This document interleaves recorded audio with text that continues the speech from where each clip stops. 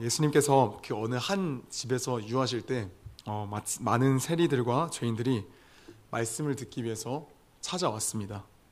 예수님은 이들을 반갑게 맞아들였고 이들을 위해 음식도 준비하시며 정성을 다해 영접하셨습니다. 그렇게 예수님이 그들과 식사를 하시며 여러 말씀을 나누시는 가운데 이 분위기에 젖어들지 못하는 한 부류의 집단이 있었습니다. 그들이 누구였죠? 오늘 본문에서 보니까 바리새인과 서기관들이라고 2절 말씀에 기록이 되어져 있습니다.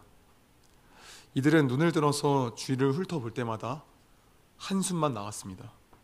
이 예수라는 젊은 랍비가 말도 잘하고 병자도 고친다고 하고 그 다음에 뭔가 어떤 하나님의 사람이라 여겨져서 힘들게 찾아왔는데, 그리고 사람 민중들이 이 사람을 뭔가 인정하니까 여기에 가지 않으면 뭔가 좀 문제가 생길 것 같으니까 그렇게 찾아왔는데 하는 짓이 뭡니까? 죄인들을 영접하고 음식을 같이 먹는 거예요. 이들은 서로 수근거렸습니다. 야, 이 인간 뭐하는 인간이야 도대체? 율법을 아주 우습게 여기는데 하나님의 사람은 아닌 것 같다. 아무래도 죄인들과 어울리는 모습을 보니까 이 인간도 완전 잿덩어리일 게 확실하다. 이렇게 바리새인과 서기관들은 수군거렸습니다. 이 말을 들은 예수님이 어떻게 반응하셨습니까? 분노하시면서 막 책상을 막 뒤엎어 버리셨습니까? 그렇게 하지 아니하시고 오늘 3절 말씀을 보니까 나지막한 목소리로 그들에게 비유로 말씀하시기 시작하셨습니다. 그래서 누가복음 15장 말씀은 지금 바리새인과 서기관들을 향해서 지금 하시는 예수님의 세 가지 비유에 대해서 나타나고 있는 거죠. 세 가지 비유가 어떤 겁니까? 우리가 너무나도 잘 알고 있는 잃은 양 비유가 첫 번째고, 두 번째가 오늘 우리가 함께 읽은 잃은 드라크마에 대한 비유이고, 그다음 세 번째가 이제 우리가 너무나도 잘 알고 있는 둘째 아들 탕자에 대한 그런 내용이 나와 있습니다. 뭐 잃어버린 양 비유는 간단합니다. 100마리 양이 있었는데 그 중에 한 마리가 없어졌다. 그래서 주인이 99마리 양을 내비두고 한 마리 찾으러 갔다. 그리고 너무 기뻐가지고 잔치를 열었다. 이런 내용이고, 그 다음에 오늘 우리가 읽은 이 본문의 말씀은 한 드라크마, 그러니까 오늘날로 한 사람의 그 1일치 이제 그거죠. 네, 일당이죠. 감사합니다. 일당인데 이 100만, 예를 들면 10일치 일당이 있는데 1일치 일당을 잃어버려가지고 집안을 곳곳이 찾아가지고 너무 기뻐서 마찬가지로 첫 번째 비유와 마찬가지로 잔치를 베풀었다라는 내용이고, 세 번째 비유는 아버지에게 재산을 미리 땡겨다가 써서 밖에서 허랑방탕에 쓰고 왔다가 아버지가 맞아주신 그런 사건, 이렇게 우리가 세 가지 비유를 너무도 잘 알고 있습니다. 내용은 참 간단한 그런 비유의 말씀이죠. 그렇죠? 그런데 이 말씀을 대충 읽고 딱 넘어가면 우리는 무엇을 깨닫느냐면 이렇게 깨닫게 되는 경우가 참 많이 있습니다. 역시 바리새인, 서기관들 완전 금쪽이들이다. 왜 이렇게 예수님의 마음을 모르는 걸까? 나는 저러지 말아야지. 딱 우리가 이 말씀을 그냥 가볍게 쫙 읽고 가면은 딱 이 정도 수준에서 딱 끝나게 되어집니다. 그러나 오늘 이 말씀은 이 세 가지 비유는 단순히 바리새인들과 서기관들의 문제점만을 보여주는 그런 본문이 아닙니다. 두 번째 비유의 말씀인 잃어버린 드라크마의 비유를 통해서 이 비유의 말씀들이 예수님께서 도대체 이 서기관들과 바리새인들에게 무엇을 말씀하시고자 하시는지를 같이 한번 좀 확인해 보면 좋겠습니다. 일단 우리가 오늘 읽은 이 본문에 대한 말씀 딱 3절밖에 되지 않습니다. 굉장히 짧은 말씀의 비유죠. 그렇죠?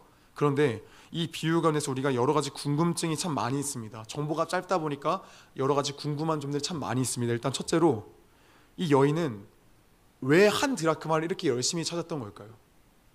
왜 이렇게 한 드라크마를 정말 쥐잡듯이 막 이잡듯이 막 찾았던 걸까요? 오늘 말씀 8절을 보시면 이렇게 기록되어져 있습니다. 어떤 여자가 10드라크마가 있는데 하나를 잃으면 등불을 먼저 켜고 그 다음에 집을 쓸며 그 다음에 부지런히 찾지 아니하겠느냐. 굉장히 지금 열심히 이 한 드라크마를 찾으려고 여인이 혈안이 되어 있는 겁니다. 그런데 우리가 좀 생각해 보겠습니다. 이 여인이 왜 이렇게 열심히 찾았는가 하는데 왜 이렇게 찾았냐면은 간단하게 생각하면은 딱 이겁니다. 가난해서요. 너무 가난해서요. 가진 게 너무 없어서요. 우리를 한번 예시로 간단히 생각해 보겠습니다. 한 30만 원을 우리가 사기당했다고 생각해 보겠습니다. 안 권사님이 보이스피싱으로 예를 든 겁니다. 보이스피싱으로 30만 원을 사기당했습니다. 그러면은 어떻게 하실 겁니까? 이 30만 원을 가져간 이 범인을 이 잡듯이 쥐 잡듯이 막 찾아가지고 경찰서 전화하고 아 진짜 빨리 좀 알아내 보라고요 빨리요 이러면서 막 하고 막 당신들 다 고소할 거야 이러면서 막 다 막 이렇게 처리를 하시겠습니까? 아니면 아 똥말부터 생각하자 하고 그냥 넘기시겠습니까? 그냥 넘기겠죠, 그렇죠? 저도 솔직히 30만 원 정도면 그냥 아 그래 똥말봤다 하면서 플렉스 하면서 이제 이렇게 그냥 저는 넘길 것 같습니다. 네. 그런데 이 여인은 지금 얼마에 지금 목숨 걸고 있죠, 완전? 한 드라크마에 지금 목숨 걸고 있는 거예요. 물론 뭐 사례가 다르긴 하지만 이 여인은 집에서 잃어버렸다라고 가정을 하지만 그런데 불구하고 지금 이 한 드라크마에 지금 이렇게 현안을 내어 찾는 이유는 다른 게 아니라 한 드라크마가 없으면 삶이 비참해질 정도로 너무 어려우니까, 너무 삶이 가난하니까. 자, 이렇게 일단은 이 여인이 한 드라크마를 찾았던 이유가 너무 가난해서라는 사실을 우리가 알았습니다. 자, 근데 또 두 가지 좀 질문이 또 있습니다. 지금 예수님께서 이 잃은 양 비유와 그 다음에 잃은 이 드라크마의 비유에 대해서 지금 말씀하실 때 먼저 이 양을 잃어버린 이 주인은 누구를 의미하고 있는 거죠? 이 주인. 지금 양을 100마리가 있는데 양을 한 마리 잃어버렸잖아요, 그렇죠? 이 주인이. 그래서 주인이 어떻게 하냐면은 한 마리 찾으러 갔다 오는데 이 주인은 예수님을 의미하는 거죠, 그렇죠? 자, 그러면 또 마찬가지로 잃은 드라크마에 비해서 이 여인은 또 누구를 의미하고 있는 거죠? 근데 예수님을 의미하고 있는 거죠. 자, 그럼 여기까지는 잘 좋습니다. 그런데 왜 하필 예수님은 지금 자기 자신을, 하나님을 왜 가난한 여인으로 설정을 해 놓으신 걸까요? 제가 이 비유 좀 이렇게 생각해 봤습니다. 저는 개인적으로 이렇게 하는 게 뭔가 좀 괜찮은 것 같더라고요. 한 부자가 있었는데 그가 가장 아끼는 보석, 1,000억짜리 하는 보석이 없어져서 며칠간 밤을 꼬박 새가지고 찾다가 결국 발견했다. 그래서 이 부자가 너무 기뻐서 이웃과 친구들을 전부 다 막 불러냈다. 이 정도 비유가 좀 괜찮지 않을까요? 이 정도 비유가 딱 하나님에 걸맞는 건 스케일 아닌가요? 그렇죠? 근데 왜 하필이면 예수님은 지금 비유의 주인공으로 가난한 한 여인을 지금 설정해 놓으신 걸까요? 왜 굳이 이 한 드라크마라고 지금 굳이 딱 단위까지 정해서 말씀하시고 계시냔 말입니다. 이거는 다른 게 아니라요, 예수님께서 일단 고의로 딱 설정해 놓으신 겁니다. 이게 뭐냐면 생각해 볼게요.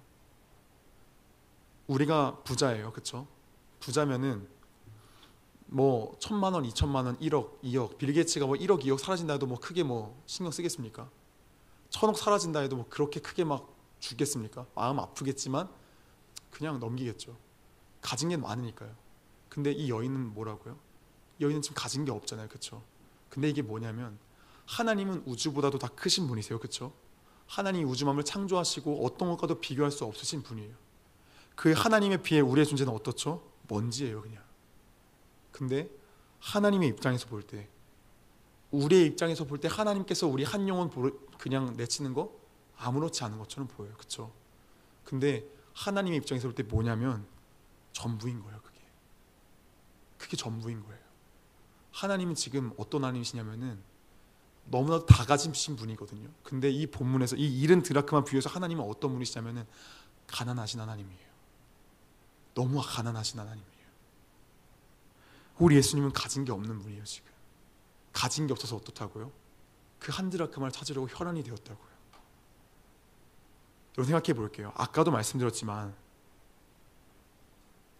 우리가 딱 대놓고 그냥 영혼을 비유해서 이야기해 봅시다. 제가 전교에 있을 때 전교인 그 전체 출석률 60명이었습니다. 그때 리더 모임 가가지고 이야기를 했으면은 장기 결석자들 어떻게 할까요? 다 내쳐라. 우리 지금 여기에 신경 쓸 때가 아니다. 왜냐하면 지금 잘 나오는 이 세런들 한 명이면 챙기기도 급급한데 여기들 챙길 여유 없다 이러면서 다 쳐냈습니다. 우리에게 한 영혼은 그래요. 우리에게 있어서 우리는 부자예요.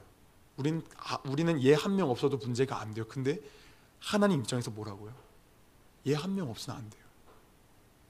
근데 그게 누구라고요? 그게 우리라고요. 우리의 입장에서 나 자신을 볼 때 너무 보잘것없어 보여요. 나는 왜 이럴까? 나는 왜 이렇게밖에 안 된 걸까? 하면서 한없이 작아져요. 근데 하나님 입장에서 뭐라고요? 전부라고요. 그게 전부라고요. 스바냐 3장 17절의 말씀에 이런 말씀 알고 계실 겁니다. 우리 하나님께서 너로 말미암아 기쁘고 춤추신다라는 그 구절 말씀 알고 계실 겁니다. 기쁨을 참지 못하고 춤추신다는 말씀 알고 계실 겁니다. 그 말씀이 뭡니까? 이 말씀인 거예요.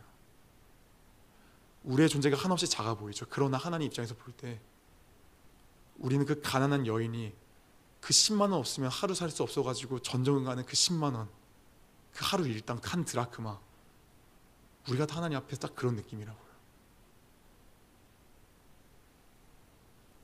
그렇다면은 또 저는 또 이렇게 생각해 봤습니다. 그렇다면은 왜 굳이 한 드라크마였을까?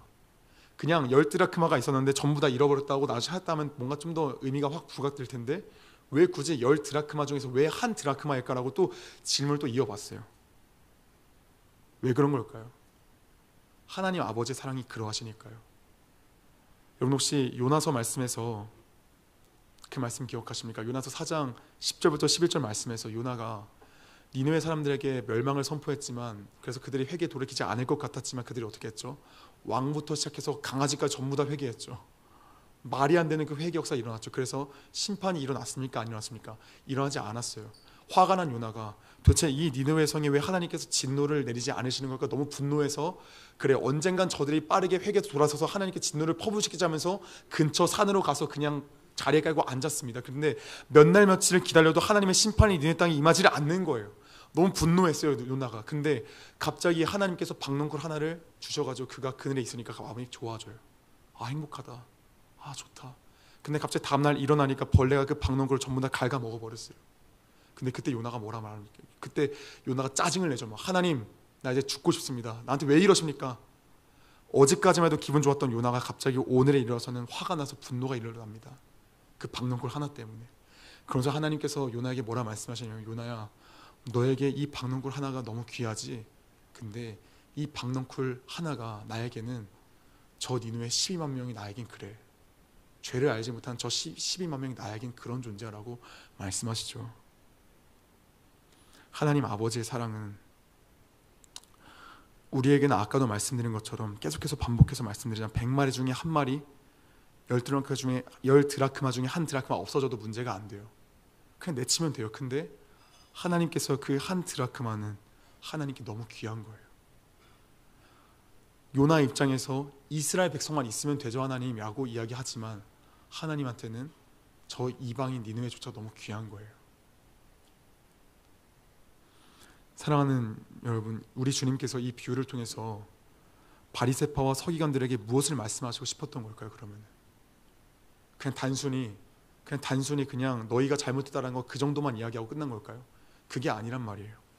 일단은 우리가 먼저 이걸 좀 확인해 봐야 됩니다. 이 바리새파와 서기관들이 찾아온 이유에 대해서 우리가 좀 확인해 봐야 됩니다. 지금 오늘 말씀 1절 말씀을 보시면 모든 세리와 죄인들은 예수님께 나온 이유가 무엇이냐면 말씀을 들으려고 왔어요. 그렇죠? 말씀을 들으려고 왔는데 바리새인과 서기관들에 대한 그 말씀은 없어요. 왜 찾아온지에 대해서 구체적으로 말은 하지 않지만 우리가 2절 말씀을 통해서 이들이 왜 찾아온지에 대해서 우리가 간략히 유추해 볼 수 있습니다. 2절 말씀을 보시면 이렇게 기록되어 있습니다. 바리새인과 서기관들이 수근거려 이르되 이 사람이 죄인을 영접하고 음식을 같이 먹는다 하더라. 자, 이 말씀에 대해서 제가 하나하나씩 짚어서 한번 가보겠습니다. 일단은 바리새인들이 지금 누구를 보고 죄인이라 칭하고 있죠? 세리와 죄인들이요. 자, 이 말에 내포되어 있는 게 뭐죠? 나는 뭐예요? 그럼? 나는 의인이다. 이게 내포되어 있는 거죠. 자, 그러면은 이 바리새파와 서기관들이 화가 나는 게 뭐냐면은 왜 예수님은 의인인 우리와 지금 어울리지 않는 겁니까? 라고 지금 이야기를 하는 겁니다. 그렇죠? 그러니까 쉽게 말하면 이들이 여기에 온 목적은 뭐냐면 예수님께 지금 여기 온 목적은 뭐냐면 세리와 죄인들은 말씀을 들으러 예수님과 더욱더 가까워지기 위해서 왔지만 이 바리새파와 서기관들은 무엇이냐면 인정받기 위해 온 겁니다. 나는 의인이라는 걸 아예 예수님께로부터 인정받으려고 온 거예요. 지금 내가 이만큼 잘 살고 있죠. 내가 이만큼 당신에게 지금 거룩하게 살고 있죠. 내가 지금 저 죄인들과 다르게 난 잘 살고 있죠라는 걸 인정받고 도장받기 위해서 온 거예요. 근데 예수님은 지금 이들에게 관심이 없는 거예요. 근데 예수님은 이 말씀을 통해서 뭐라 말씀하시고 계시죠? 그들이 수군거리면서 비난하고 힐난하니까 예수님께서 이 비유를 통해 뭐라 말씀하시는 거냐면은 너희도 이 사랑 받은 자들이야 라고 이야기를 하고 계시는 거예요. 너희도 이 사랑 받은 자들이야 라고 지금 바리새파 서기관들에게 지금 비유를 통해서 말씀하고 계시는 거예요. 이거 너무 비약 아닌가요? 어떻게 그렇게 말할 수 있어요? 라고 할 수 있지만, 왜 제가 이렇게 말씀을 드리냐면, 세 번째 비유, 우리가 잘 아는 탕자 비유 있잖아요.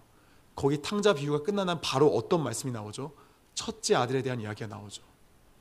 첫째 아들이 뭐라 말합니까? 이 아버지가 둘째 아들을 받아주고 잔치를 여니까 농사일을 하고 끝마치고 온 첫째 아들이 분노해가지고 막 따지죠. 아버지는 나에게 어떤 것 하나도 주신 적이 없지만 왜 아버지는 저 죽일 놈에게 저렇게 큰 은혜를 베푸십니까? 라고 화를 막 내죠.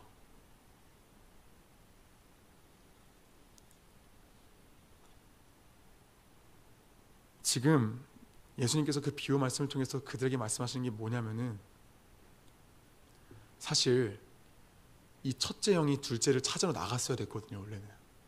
생각해 볼게요. 오늘 세 가지 비유 말씀 중에서 첫 번째, 두 번째는 주인이 지금 양을 찾으러 가고 주인이 동전 찾으러 가죠. 그쵸? 근데 마지막 비유에서는 아들이 아버지를 찾아가잖아요. 그쵸? 둘째 아들이 아버지를 찾으러 가잖아요. 근데 그게 왜 그런 거냐면, 원래 형의 임무가 둘째 아들 찾으러 갔다 와야 되는 거였거든요. 근데 첫째 형이 그 역할을 어떻게 했어요? 안 했어요. 왜요? 그 사랑을 받은지를 모르니까요.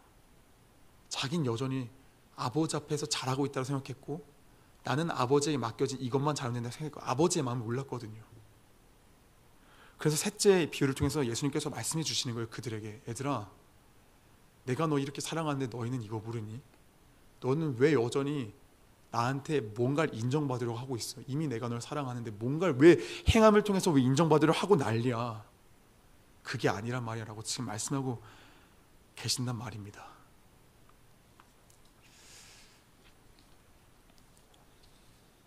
사랑하는 여러분, 누가복음 15장 셋째 비유에서, 둘째 아들 비유에서 첫째가 그 역할을 감당하지 않으니까 결국에 누가 오신 거예요? 예수님이 오신 거예요. 예수님이 오신 거예요. 그분은 아까도 말씀드린 것처럼 모든 걸 다 가지셨어요. 그렇죠? 다 가지셨어요. 근데 가난하세요. 너무 가난하세요.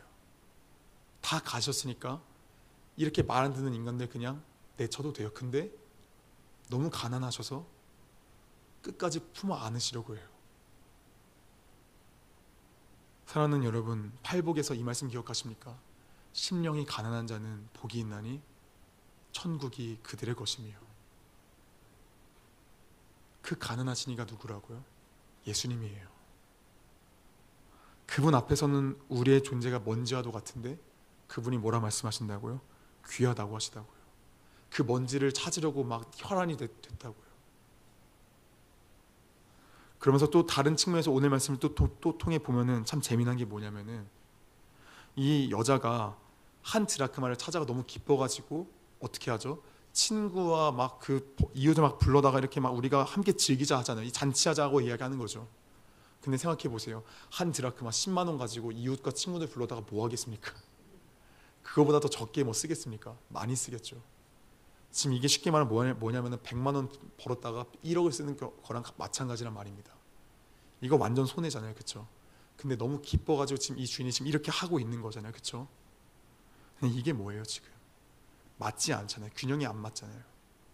너무 기뻐서 내가 더 주겠다 이거잖아요. 그렇죠? 우리의 존재로 말미암아 우리 하나님께서 누구를 주셨습니까? 너무나도 과한 예수님을 주셨잖아요. 사랑하는 여러분, 바리새인과 같습니까? 아니면 나는 세리와 죄인들과 같습니까?